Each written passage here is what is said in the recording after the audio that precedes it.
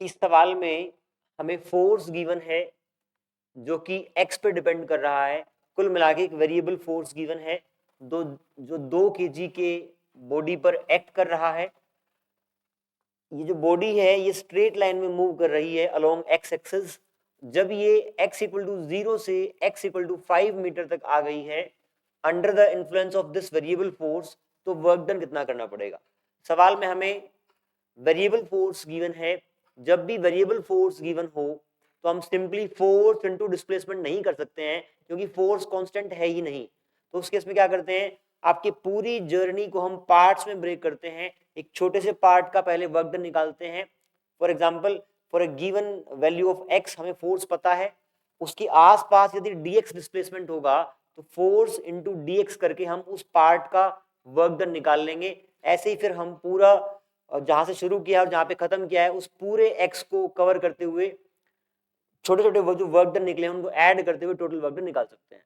कुल मिला के यहां पर पार्टिकल x इक्वल टू 0 से x इक्वल टू 5 तक आया है। इसके ऊपर जो फोर्स है वो वेरिएबल फोर्स है। लेट से हम बात करते हैं किसी एक रैंडम पोजीशन x पर पार्टिकल है। अब इस पोजीशन से आगे फर्दर dx चला जाता है, ये x है ये dx है, तो फोर्स इनटू डिस्प्लेसमेंट कैसे करेंगे।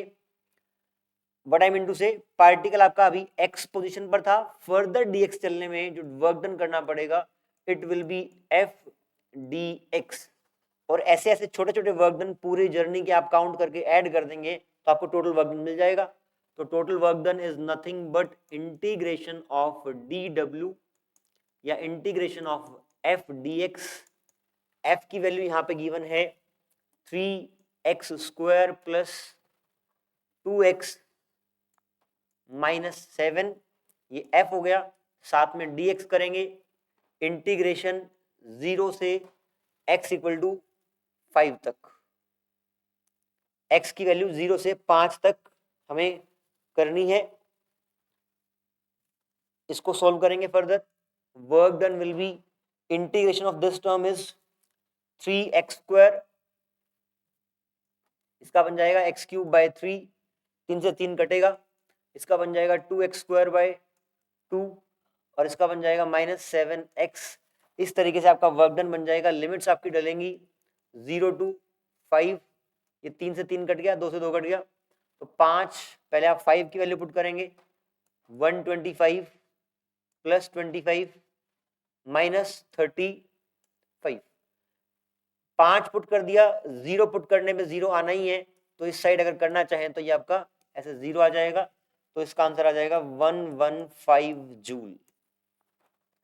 जब भी वेरिएबल फोर्स गिवन हो, आपको एक्सप्रेशन गिवन है as a function of x, force is given as a function of x, उस केस में आपका वेरिएबल फोर्स है।